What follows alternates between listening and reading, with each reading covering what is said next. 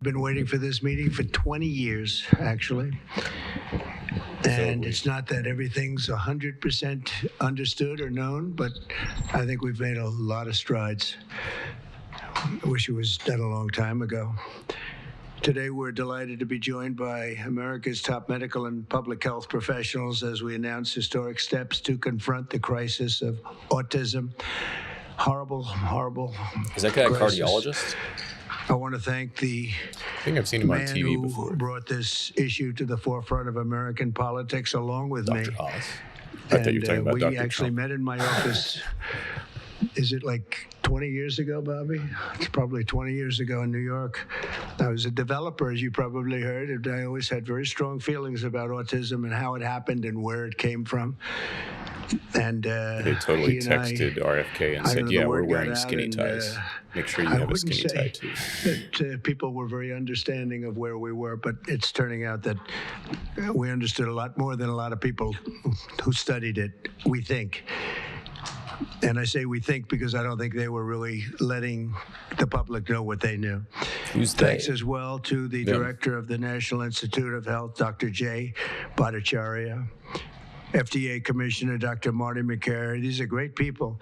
Administrator of the Centers for Medicine and Medicaid Services, Dr. Mehmet Oz, and Acting Assistant Secretary of HHS, Dr. Dorothy Fink. So thank you all. Thank you, Dorothy, very much. The meteoric rise in autism is among the most alarming public health developments in history. There's never been anything like this. Agreed. Just a few decades ago, 1 in 10,000 children had autism. So that's not a long time. And I've always heard, they say a few, but I think it's a lot less time than that. It used to be 1 in 20,000, then 1 in 10,000. And I would say that's probably 18 years ago. And now it's 1 in 31. But in some areas, it's much worse than that, if you can believe it, 1 in 31. And I gave numbers yesterday. For boys, it's 1 in 12. I was told that's in California where they have, for some reason, a more severe problem. But whether it's 1 in 12 or 1 in 31, can you imagine? That's down from 1 in 20,000, then 1 in 10,000. And now we're at the level of 1 in 12 in some cases for boys. Still a big 1 in change 31 even overall. after the change in diagnostic criteria. Since 2000, autism rates have surged by much more than 400%. Instead of attacking those who ask questions, everyone should be grateful for those who are trying to get the answers to this complex situation. And the first day... We're not particularly political, but we're obviously in the category of people trying to get answers. And to answer the obvious question, yes, there has been a huge change in diagnostic criteria, but it does not account for this level of change. So Yeah, it's not 100% of it. And he even said at the outset that they don't have 100% of the answer. Yeah. And we're all for people asking questions. Like, we actually enjoy it when patients write us quite long letters or messages with lots of different questions because they're playing an active role in their health. And for better or for worse, people are trying to take an active role in figuring out some causes of things. regardless of what sports team, political party you support, you should still love it when the people are at least trying to address this by having press conferences. And then you can go to trusted medical information sources, hopefully us, and others that you trust outside of the political sphere to get to the bottom of new issues like this. Complex situation. And the first day all of these great doctors behind me were there, I told them this is what we have to find out. Because when you go from 20,000 to 10,000 and then you go to 12, you know there's something artificial. They're taking something. And by the way, I think I can say that there are certain groups of people that don't take vaccines and don't take any pills that have no autism. Does that tell you something? That's currently, is that a correct? I hope he's about to say, I assume he's talking about Amish, which just don't diagnose the children that have the autism tendencies. There's a big difference between severe autism and mild autism. For example, in California, if I had not been homeschooled the whole time, if I had gone to public school, perhaps I would have been diagnosed with that throughout college and medical school. As people can probably imagine, I was actually often accused of having Asperger's, which is now just part of autism. Surprise, surprise. But anyway, let's see if he says what group of people. Is that a correct statement, by the way? There are some studies that suggest that, yeah, with the Amish, for example. The Amish, yeah, virtually. I heard none. See, Bobby wants to be very careful with what he says, and he should, but I'm not so careful. It's possible that they heard this on the Theo Vaughn podcast. He did a podcast with a young Amish male and said that he didn't know of any autism. So that's probably the source there. Checks out. With what I say, but you have certain groups. The Amish, as an example, they have essentially no autism. First, effective immediately, the FDA will be notifying physicians that the use of let's see how we say that. Acetaminophen. Is that okay? Right. Which That's is pretty good. basically commonly known as Tylenol. During pregnancy can be associated with a very increased risk of autism. So taking Tylenol, good. All right, I'll say it. It's not good. For this reason, they are strongly recommending that women limit Tylenol use during pregnancy unless medically necessary. That's for instance, in cases of extremely high fever, that you feel you can't tough it out, you can't do it. I guess there's that. It's a small number of cases, I think. But if you can't tough it out, if you can't do it, that's what you... Extremely high fever is also not good for your brain. So it's not just about toughing out a high fever, especially in young children. There's a risk of something called febrile seizures, and in adults, it can actually lead to significant neurologic damage, almost like a concussion, not exactly. And I'm sure that RFK and Dr. Oz would probably be chiming in here too. They just don't have the... They don't have the mic. Yeah, they don't have the ability to pause President Trump and then butt in. Yeah, I don't know if he's talking about toughing out the fever or like toughing out a headache. Because you take Tylenol for a headache occasionally. I mean, in my experience, it doesn't tend to work particularly well, but it may be the sort of best, safest thing if you have a headache that's impairing your quality of life and ability to exercise, for example, during pregnancy, something like that. This would be a great point where he could mention, as a reminder, Advil and ibuprofen and Aleve are still not safe in pregnancy and not recommended in any quantity. And I do like that he said limit acetaminophen use. Again, there's no safe amount of alcohol known during pregnancy, so we recommend 0 alcohol during pregnancy. And we recommend 0 NSAIDs, which would be ibuprofen and naproxen and others during pregnancy. And now I actually agree with this recommendation, limiting Tylenol during pregnancy. Yeah, I think as natural as reasonable was our take last time. And I think that sounds pretty good. You're going to have to do, you'll take a Tylenol, but it'll be very sparingly. It can be something that's very dangerous to the woman's health. In other words, a fever that's very, very dangerous, and ideally a doctor's decision, because I think you shouldn't take it, and you shouldn't take it during the entire pregnancy. They may tell you that toward the end of the pregnancy you shouldn't take it during the entire, and you shouldn't give the child the Tylenol every time he's born and he goes and has a shot. You shouldn't give a Tylenol to that child. All pregnant women should talk to their doctors for more information about limiting the use of this medication while pregnant. So ideally you don't take it at all, but if you can't tough it out, or if there's a problem, you're going to end up doing it. The other thing that I can tell you that I'll say that they will maybe say at a little bit later date, but I think when you go for the shot, you do it over a 5-time period. Take it over 5 times or 4 times, but you take it in smaller doses and you spread it out over a period of years.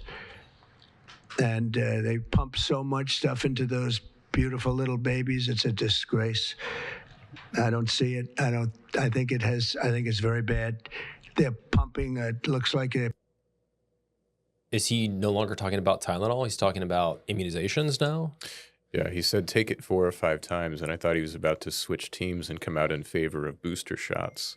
But then we got some more information, and it sounds like he's talking about getting the recommended vaccines, but on a more spaced out schedule, which is tough because a lot of these are combination vaccines. Now, you may be getting an immunization for 4 different potential diseases in one shot. Yeah. So are vaccine makers really going to pivot and put all these things in like individual single dose shots? Because then you're actually giving more injections to a child and not less. Yeah. For my 3 kids, when I go to the health department or other places where I can get immunizations, because I do not have typical health insurance, I have Christian health sharing. And I want to get a Pediarix, which is a combination of several vaccines. It's about $100. But if I want to get just a Prevnar, so just pneumococcus or pneumococcal disease, which is one of the most concerning ones that almost everybody gets, common cause of pneumonia, ear infections, sinus infections, etc.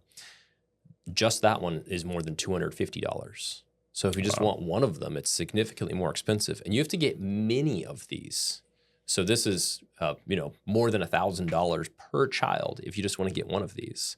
So even as a physician in Kansas, which you think could be, relatively easy access to care, it's not like there's, that many people who are uninsured in this state, at least that I know of. There's a lot of people with Christian health sharing that come to our clinic.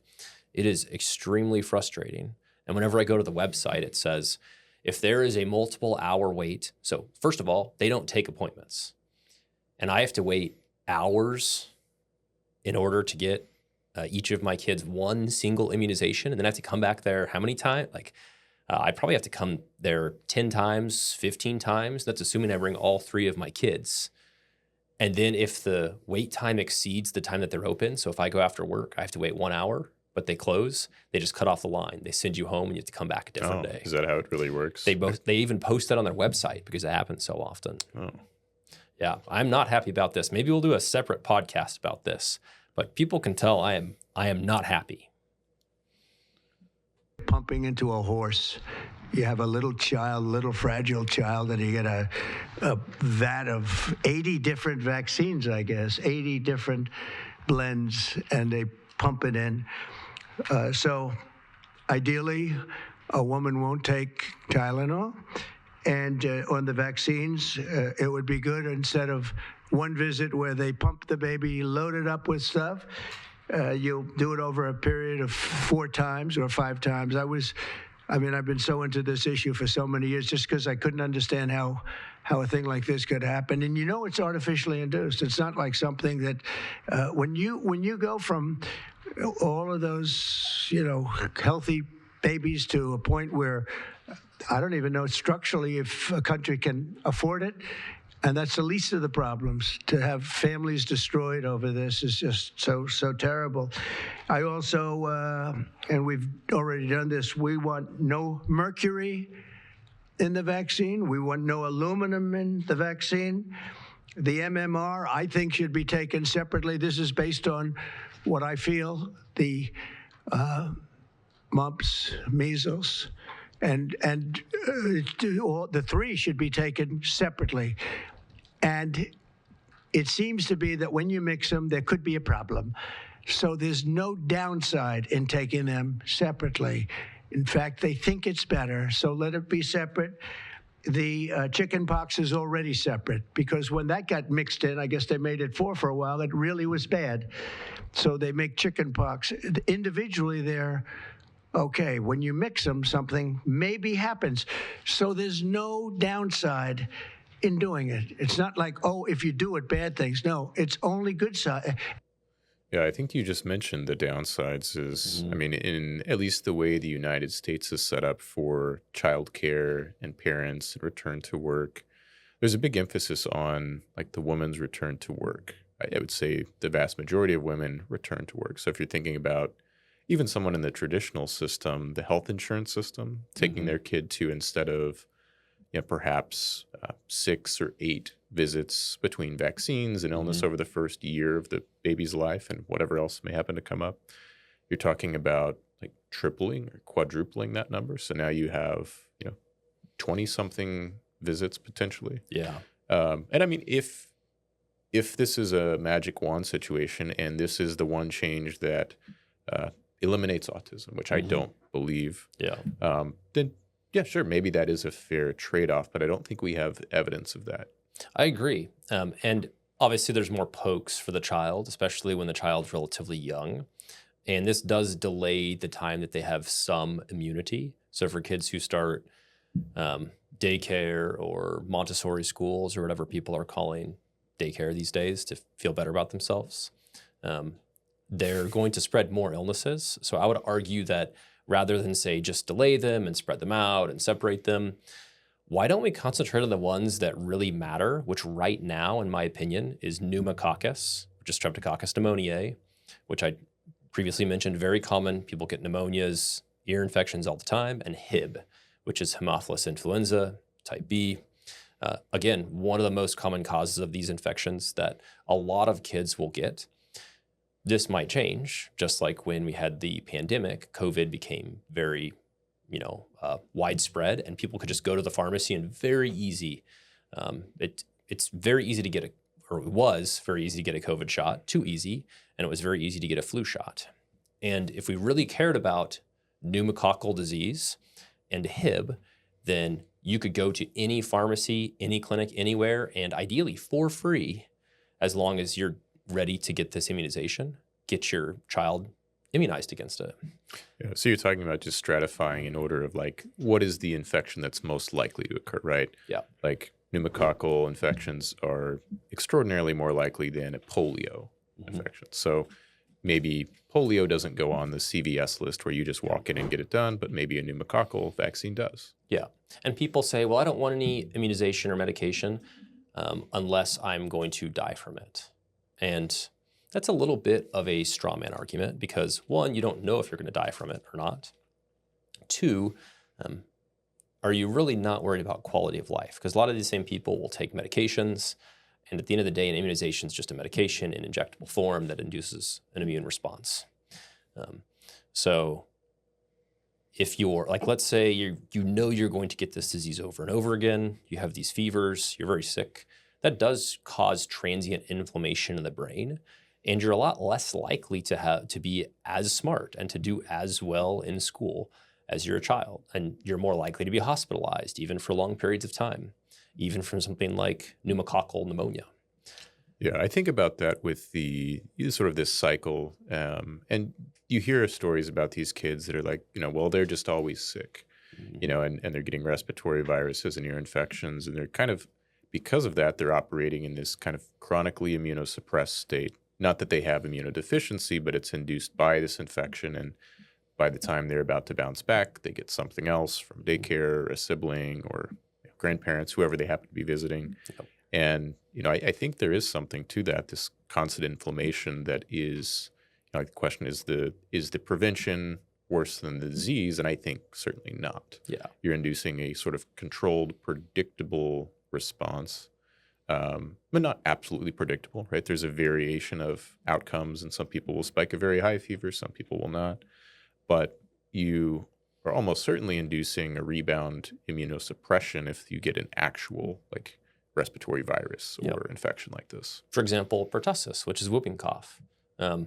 I have taken care of many kids that have this, and there are some communities. We mentioned the Amish community earlier as one that does not have high rates of autism.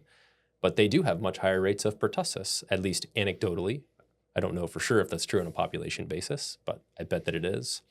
So there's a lot of upsides and downsides, and it's the same as giving somebody a medication. People shouldn't go to their doctor and just be injected with GLP-1s and testosterone, although some people think that, some influencer doctors think that. Well, you have to space it out over 4 or 5 shots. Yeah. Anyways, they should talk about this like anything else. So let's keep going. This is good. So let those be taken separately. And then hepatitis B is sexually transmitted. There's no reason to give a baby that's almost just born hepatitis B. So I would. This is a point that I agree a lot on. Yes. And assuming that both parents have been tested and they are monogamous, your risk is near zero for the hepatitis B being contracted during the birth process. Yep, agreed. Say, wait till the baby is 12 years old and formed and take hepatitis B. And I think if you do those things, it's going to be a whole different, it's going to be a revolution in a positive sense. I mean, if you think about, to me, I think about, what is the child going to be socially interacting, potentially being exposed to, blood, right? There's a small chance they could be. Very low chance. But delaying to 12 years, just because the hepatitis B virus is harder to kill than some other viruses. I mean, there's cavi wipes and things like this people can go and buy that you could disinfect a surface and kill the hepatitis B virus and a lot of other viruses that we vaccinate against, rotavirus and so forth. But I don't know if 12 years is the right number. I don't know who would be the best judge of that. Yeah, I think that people can judge on a case-by-case basis. For example, for the HPV immunization, Gardasil, it's usually about the same time you start. But people can start earlier and later for a variety of different reasons, exposure risks and whatnot. So I think it's reasonable on a population level, but just like, most kids go to their doctor visit and your pediatrician or your family doctor literally just checks boxes the whole time and just makes sure that there's nothing off. So rather than doing that, they should have a discussion, assuming the other development milestones are normal, a nice long discussion about the benefits and risks of each immunization, including hepatitis B. For some people, I think it would make sense never to give them the hepatitis B vaccine. Yeah, I think I would put myself in that category, right? I've had, I don't know how many series of hepatitis B shots. Me too. But I am a non-responder. So for me to take that vaccine, it is 100% risk and 0% benefit. Same. So there's a lot of people who, and again, I don't think that this is looked at because the initial approval study is done. You get the vaccine approval and they're not looking at what are the seroconversion rates of immunity that are being conveyed now. Before kids are going off to college or entering high school, it's not a bad idea to check and see what they're actually immune to instead of assuming that, oh, you took this medication, so you're protected, because it's not the case. I'd love to see insurance cover checking titers better and checking for natural immunity as well. Sense in the country. The FDA will be updating the label of an existing drug to reflect potential benefits in reducing some autism symptoms. This gives hope to the many parents with autistic children that it may be possible to improve their lives. That's one of the things that I'm very, very happy about. I mean, this was mostly going to be on how not to have the child affected, but we've learned some pretty good things about certain elements of genius that can be given to a baby, and the baby can get better. And in some cases, maybe substantially better.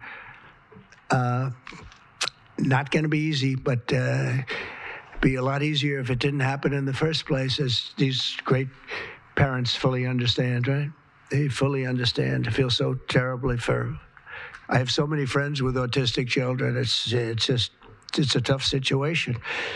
Finally, to help reach the ultimate goal of ending the autism fever, the NIH will be announcing 13 major grant awards from the Autism Data Science Initiatives. And to be honest with you, to me, that's the least important. It's not even a money thing at this point. There's so much money, but they have to do, and they have to move quickly. When the alternative is that nothing bad can happen, let's do it now. I was just saying to Bobby and the group, let's do it now. Nothing bad can happen. It can only good happen. But with Tylenol, don't take it. Don't take it. And if you can't live, if your fever is so bad, you have to take one because there's no alternative to that. Sadly, first question, what can you take instead? It's actually, there's not an alternative to that. And as you know, other of the medicines are absolutely proven bad. I mean, they've been proven bad with the aspirins and the Advils and others, right? And they've been proven. Good job. Very happy to see this. To that, circled back to. Very, very reassuring. So, hopefully it's not seen as too political and people will actually listen to that good advice.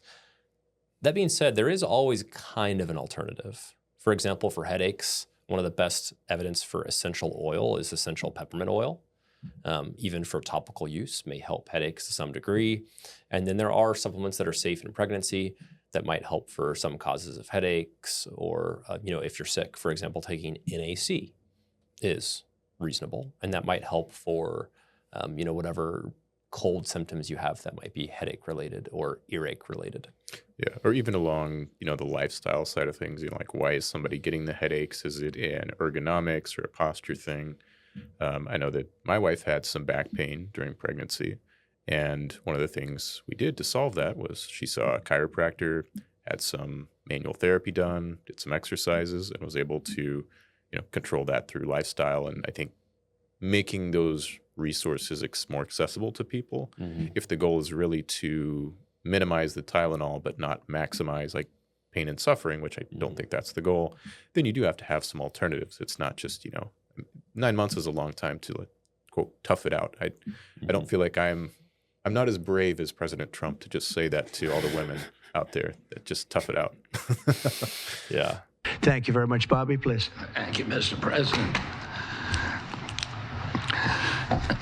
To meet the president's challenge, I ordered HHS to launch an unprecedented all-agency effort to identify all causes of autism, including toxic and pharmaceutical exposures.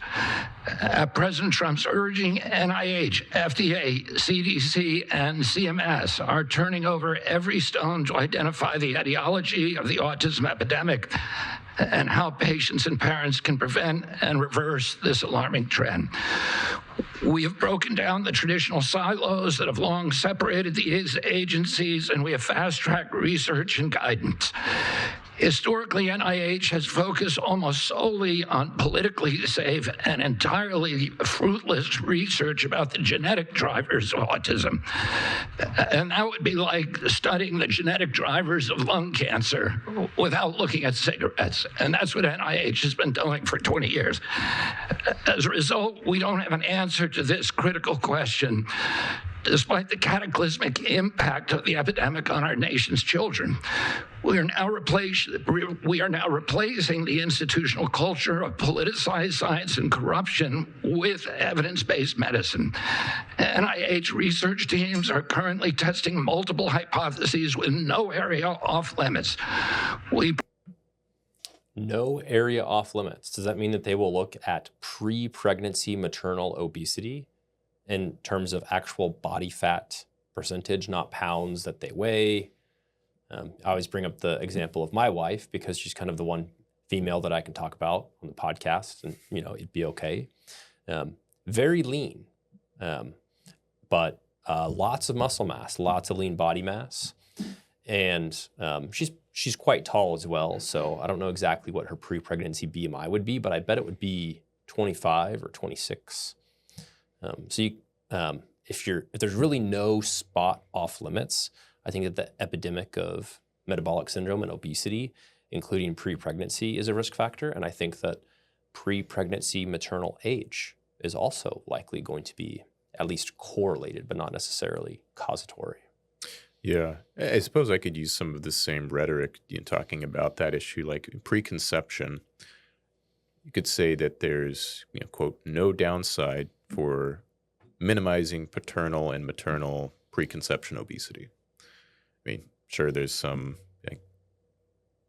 uncomfortableness of losing weight and getting into a routine and exercising, and there's a time commitment and a financial cost sometimes, but the outsides far outweigh that. Just eating better quality foods, eating healthier, moving more, exercise. I mean, those are very simple things. And I would be very surprised if healthier people at baseline were more likely to have autistic children. I don't know. I don't know if they're looking at that, but I agree that it's something to look at just for, again, if we're looking at even a cost savings analysis, right? Mm-hmm. If you're healthier at baseline, you can have less pregnancy complications, less newborn complications. It sort of snowballs in the right direction. What about pre-pregnancy and prenatal mental health medications?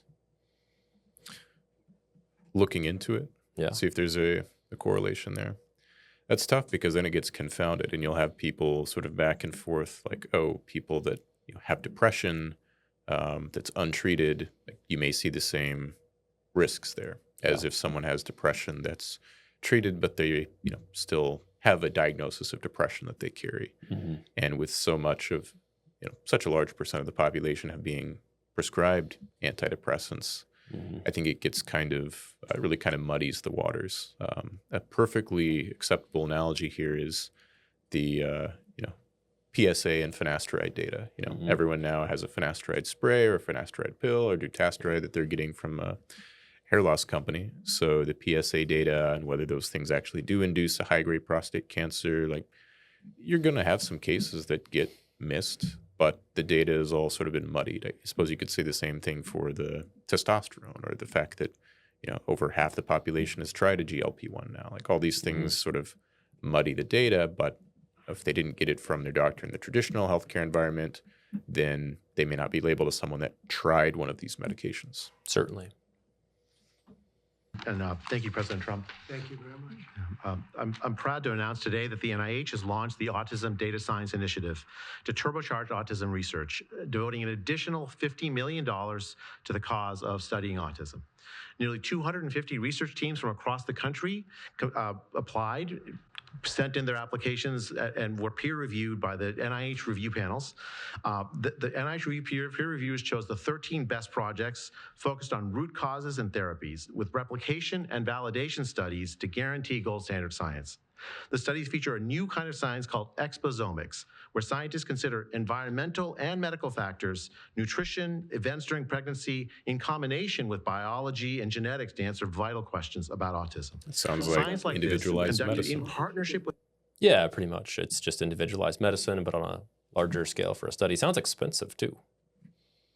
families and physicians is the best way to arrest and reverse the autism epidemic.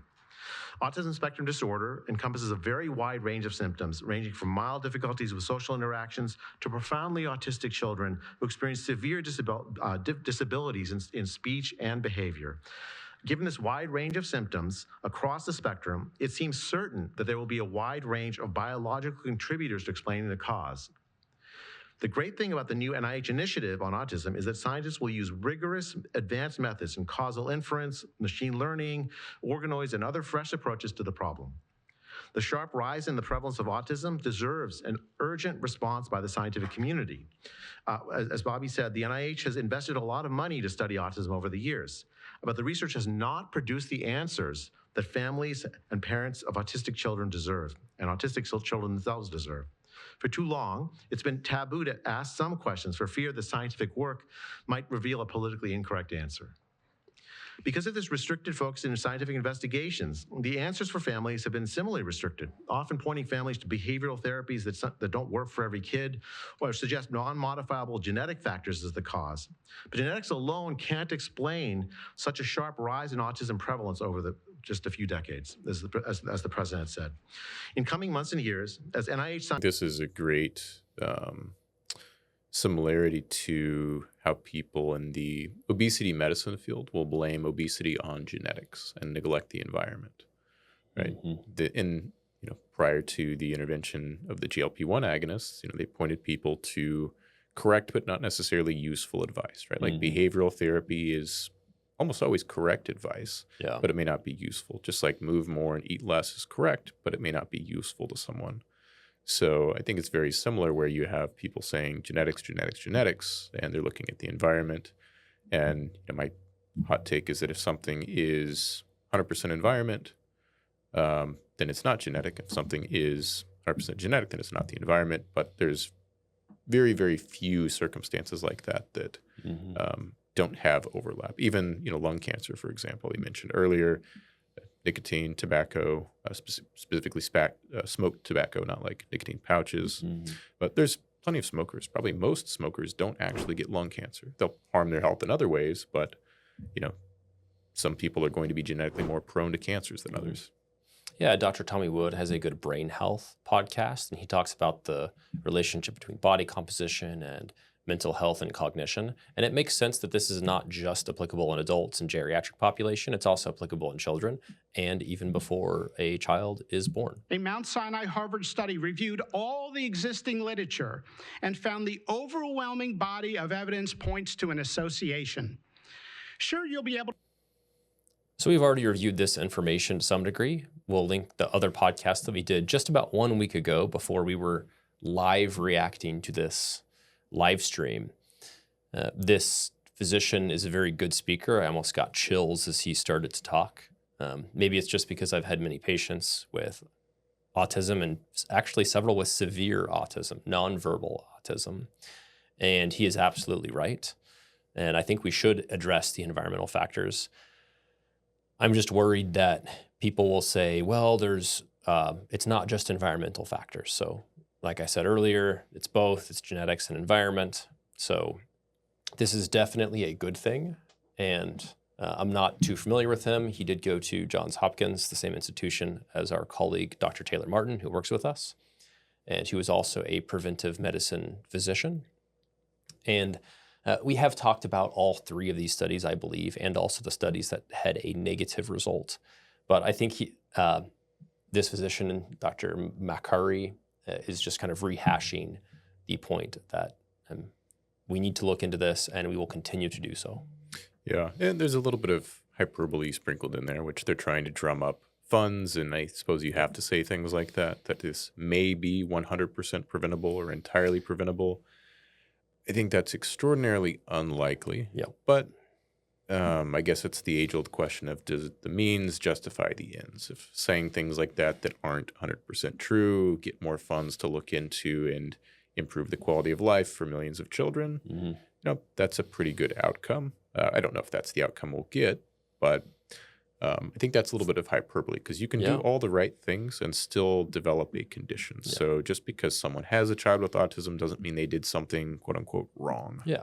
And it might not make them more or less intelligent, but if we can make every child, even a child who is not diagnosed with autism, better socially, whether that is interventions like less iPad and screen time when they're younger, or things like this, environmental toxins, I think that's something that we should strive as a society to do, is to have everyone reach a high, nobody's going to reach a perfect potential, but a high potential with the amount of intelligence and also emotional intelligence or socialization that they can have. I think that pretty much sums it up for today. We will link the other podcasts that we've done. Hopefully this wasn't too political for people, but it was Media Day, Podcast Day, and I saw that this press conference was happening. So I was extremely interested to hear the press conference and the different fantastic things and a little bit of faux pas that people have said. So comment below, I guess, if you agree with us or agree with the current leaders of the FDA and NIH and whatnot, and what you think about these. Is this legitimate concerns for these various environmental toxins? Other than the things that we listed and talked about, what does the audience think is causing autism? Yeah. Other than genetics and toxins, like what? If you can give us specific examples, we will look into it as well. Yeah, I think I see mostly politics as entertainment value, but then whenever you have something that's adjacent to my field, right, related to health and medicine, and it potentially impacts the conversations I'm going to be having with patients or the health of people in general, then I do take interest in that. So hopefully people enjoyed this, and let us know what you thought in the comments. And as always, may God bless you with health and happiness.